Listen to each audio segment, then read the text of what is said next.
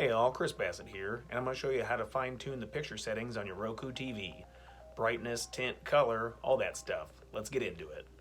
So if you're on the home screen, the TV picture settings only give you 4 options to choose from. So you should launch an app. I'm going to launch Pluto because that's my most commonly watched app on the Roku TV. I also game on the Xbox, so I have different settings for when I watch TV versus when I game. So once the application is running, go ahead and grab your Roku remote. You're going to want to hit the asterisk button to bring up a submenu that you can then access the picture settings.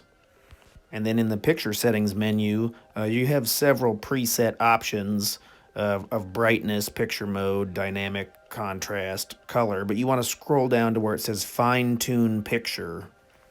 And then here's where you can manually adjust the brightness, contrast, color, sharpness, tint, backlight.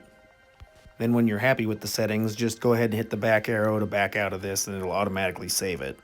Hey, check out this other video right here. There's links in the description to save some cash, so check that out. If you have any questions, put them down in the comments. If this was helpful, hit the like button. Thanks.